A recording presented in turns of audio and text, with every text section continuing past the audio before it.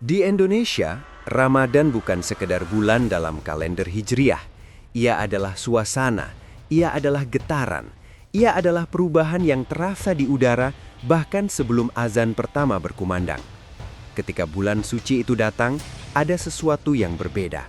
Jalanan yang biasanya biasa saja berubah menjadi lebih hidup. Pasar-pasar sore mendadak penuh warna. Aroma kolak, gorengan, dan es buah bercampur di udara senja. Masjid-masjid dipenuhi jamaah, dan suara azan menggema 5 kali sehari, menandai ritme spiritual yang mengikat jutaan orang dalam satu kesadaran yang sama.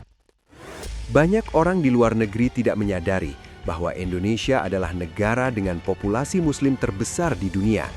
Dengan lebih dari 230 juta Muslim, Indonesia melampaui negara-negara yang selama ini sering diasosiasikan sebagai pusat dunia Islam. Namun ketika dunia berbicara tentang Islam, nama Indonesia jarang disebut. Padahal jika ingin melihat bagaimana Islam hidup berdampingan dengan keberagaman, bagaimana agama dijalankan dengan damai dan penuh kebersamaan, maka datanglah ke Indonesia saat Ramadan. Ramadan di Indonesia bukan hanya soal menahan lapar dan haus, ia adalah festival spiritual yang terasa kolektif. Di pusat perbelanjaan, dekorasi bertema Ramadan menghiasi lorong-lorong. Di jalan-jalan, spanduk ucapan selamat berpuasa terpasang. Di lingkungan perumahan, anak-anak berlarian menjelang maghrib, menunggu waktu berbuka. Bahkan mereka yang tidak beragama Islam ikut merasakan atmosfernya. Mereka ikut meramaikan pasar takjil, ikut antre membeli makanan berbuka, ikut merasakan momen kebersamaan yang sulit dijelaskan dengan kata-kata. Fenomena wartakjil mungkin terdengar sederhana. Orang-orang datang ke pasar sore, berebut membeli gorengan, kolak, kurma, atau es buah sebelum azan maghrib. Namun di balik keramaian itu, tersimpan makna sosial yang dalam. Di satu sisi, ada yang berpuasa seharian, menahan diri sejak fajar. Di sisi lain, ada yang tidak berpuasa. Tetapi ketika sore tiba, mereka berdiri di tempat yang sama, tertawa bersama, bercanda, memilih makanan yang sama. Tidak ada sekat agama yang terasa. Tidak ada jarak yang mencolok, yang ada hanyalah interaksi manusia yang hangat. Bahkan tidak sedikit non-muslim yang ikut membeli takjil, bukan sekedar karena ingin makan, tetapi karena ingin merasakan suasana. Ada yang menghormati teman dan tetangganya dengan tidak makan di depan umum saat siang hari. Ada yang mencoba ikut berpuasa sehari sebagai bentuk empati. Hal-hal kecil seperti ini mungkin tampak biasa bagi kita yang tinggal di Indonesia. Namun bagi orang luar, ini adalah sesuatu yang mengagumkan. Salah satu contoh yang sempat viral adalah pengalaman seorang perempuan Katolik asal Surabaya, Evelyn Hutani. Seusai mengikuti misa Rabu Abu, dengan tanda salib masih terlihat di dahinya, ia bersama keluarganya ikut wartakjil. Ia membagikan momen itu di media sosial, dan respons yang ia terima justru sangat positif. Banyak pengikutnya termasuk dari komunitas Katolik merasa senang melihat kebersamaan tersebut. Bagi Evelyn, wartakjil bukan hanya soal membeli makanan. Ia ingin memborong dagangan pedagang kecil dan melihat mereka tersenyum. Ia ingin menunjukkan bahwa toleransi dan keberagaman di Indonesia bukan sekedar slogan, melainkan praktik nyata dalam kehidupan sehari-hari. Di momen seperti itu, kita melihat bahwa Ramadan di Indonesia bukan eksklusif. Ia tidak membatasi diri hanya untuk satu kelompok. Ia menjadi ruang sosial yang inklusif. Bahkan orang-orang yang datang dari luar negeri pun merasakan hal yang sama. Ada yang membandingkan pengalaman Ramadan di Indonesia dengan di Jerman. Di Jerman, puasa adalah sesuatu yang sangat privat. Tidak ada dekorasi Ramadan di ruang publik. Tidak ada azan yang terdengar di seluruh kota. Orang-orang tetap makan seperti biasa di sekitar kita. Dan meskipun mereka menghormati pilihan berpuasa, suasananya tetap individual. Berpuasa di negara mayoritas non-muslim seperti Jerman membutuhkan disiplin yang sangat kuat. Seseorang bisa merasa sendirian, tidak ada atmosfer kolektif yang mendukung, tidak ada undangan buka bersama di setiap sudut, tidak ada pasar takjil yang ramai menjelang maghrib. Perayaan Ramadan lebih terasa di dalam komunitas masjid saja, di luar itu kehidupan berjalan seperti biasa. Bandingkan dengan Indonesia, ketika Ramadan tiba, ritme sosial ikut berubah. Undangan buka bersama berdatangan, teman kantor, keluarga besar, komunitas, semua ingin mengadakan iftar bersama. Bahkan orang non-muslim seringkali berusaha menghormati dengan tidak makan secara mencolok di depan yang berpuasa. Ada empati yang tumbuh secara alami. Suasana menjadi lebih ramah, lebih hangat, lebih bersahabat. Perspektif lain datang dari seorang perempuan asal Meksiko yang pernah tinggal di Indonesia. Baginya, melihat bagaimana orang Indonesia menjalankan agama adalah sebuah kejutan budaya. Di Meksiko, perayaan keagamaan seperti Minggu Kudus tetap berjalan berdampingan dengan kehidupan sosial biasa. Klub malam tetap buka, pesta tetap berlangsung. Jika seseorang ingin pergi ke gereja, ia pergi.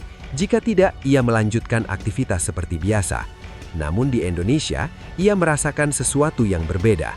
Ketika Ramadan tiba, ada perubahan suasana yang nyata. Orang-orang tampak lebih reflektif. Ada kesan bahwa bulan itu benar-benar dimuliakan. Bahkan non-muslim pun ikut menyesuaikan diri dengan atmosfer tersebut. Ia tidak mengatakan bahwa satu cara lebih baik dari yang lain. Ia hanya melihat perbedaan karakter budaya dalam menjalankan agama, dan perbedaan itu membuatnya terkesan. Pengalaman pertama bangun sahur bagi sebagian non-muslim juga menjadi cerita tersendiri. Bayangkan harus bangun pukul 3 pagi, menyiapkan makanan sederhana, mencoba makan dalam keadaan masih mengantuk, lalu menjalani hari tanpa makan dan minum di tengah cuaca panas. Banyak yang akhirnya menyadari bahwa puasa bukan hal mudah. Dari situ tumbuh rasa hormat yang lebih dalam kepada mereka yang menjalaninya setiap hari selama sebulan penuh. Ramadan juga menghadirkan pemandangan unik yang mungkin tidak ditemukan di banyak negara lain. Di Jakarta misalnya, berdiri megah Masjid Istiqlal yang berhadapan dengan gereja katedral. Dua simbol besar agama berdiri berdampingan, dihubungkan oleh terowongan silaturahmi. Pemandangan ini bukan sekedar arsitektur, ia adalah simbol bagaimana agama-agama di Indonesia bisa hidup berdampingan. Di berbagai daerah, kita juga melihat campuran budaya dan agama yang harmonis. Perempuan berhijab mengunjungi kawasan wisata yang memiliki nilai budaya berbeda. Umat dari agama lain datang menghormati perayaan keagamaan tetangganya. Dalam banyak momen, yang terlihat bukanlah perbedaan, melainkan kebersamaan. Tentu, Indonesia bukan negara yang tanpa masalah. Tidak ada negara yang sempurna. Namun dalam konteks Ramadan, ada sesuatu yang patut dibanggakan.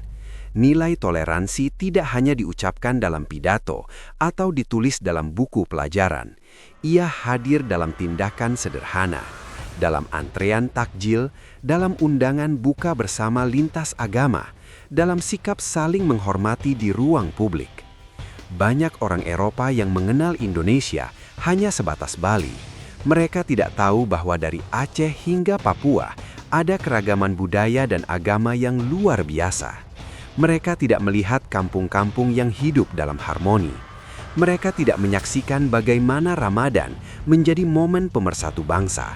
Padahal disitulah letak kekuatan Indonesia.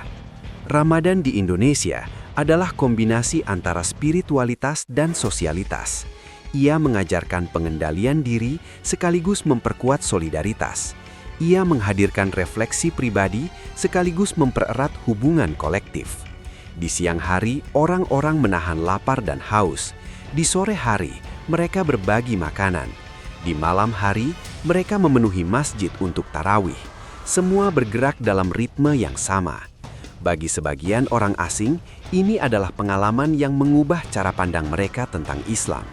Mereka melihat bahwa Islam di Indonesia identik dengan keramahan, dengan senyum, dengan undangan makan bersama. Mereka melihat bahwa identitas keagamaan tidak menghalangi interaksi sosial. Justru sebaliknya, agama menjadi landasan untuk memperkuat hubungan antar manusia. Dan mungkin inilah yang membuat banyak orang selalu ingin kembali ke Indonesia. Bukan hanya karena alamnya indah, bukan hanya karena makanannya lezat, tetapi karena ada rasa kebersamaan yang sulit ditemukan di tempat lain. Ada perasaan diterima, dihargai, dan dihormati, terlepas dari latar belakang agama. Ketika azan maghrib berkumandang dan orang-orang serentak membatalkan puasa, ada momen hening sepersekian detik yang terasa sakral. Lalu terdengar suara gelas dan piring, tawa kecil, ucapan syukur. Di meja yang sama, bisa duduk orang dengan keyakinan berbeda, tetapi berbagi makanan yang sama. Di situ, Ramadan menjadi lebih dari sekedar ibadah individual. Ia menjadi perayaan kemanusiaan. Kita yang hidup di Indonesia mungkin sering menganggap semua ini biasa saja. Namun di mata dunia, ini adalah sesuatu yang luar biasa. Dunia melihat bagaimana sebuah negara dengan ratusan juta muslim bisa tetap menjaga keberagaman. Dunia melihat bagaimana perayaan agama tidak menjadi sumber perpecahan, melainkan ruang pertemuan. Selama nilai saling menghormati itu dijaga, selama kebersamaan itu dirawat, Ramadan di Indonesia akan selalu menjadi yang terbaik. Bukan karena paling meriah, bukan karena paling megah, tetapi karena ia menghadirkan kedamaian yang nyata. Kedamaian yang terasa di pasar takjil, di masjid, di rumah-rumah, dan bahkan di hati mereka yang hanya datang sebagai tamu. Dan mungkin sudah saatnya kita berhenti menganggap Indonesia sebagai sesuatu yang biasa saja.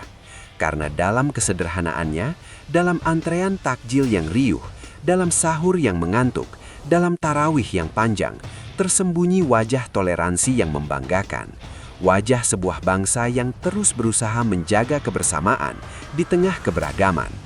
Itulah Ramadan di Indonesia, sebuah bulan yang bukan hanya tentang menahan diri, tetapi tentang membuka hati. Sebuah momen ketika perbedaan tidak menjadi jarak, melainkan jembatan. Sebuah waktu yang paling indah, bukan hanya bagi umat muslim, tetapi bagi siapapun yang ingin merasakan hangatnya hidup dalam harmoni.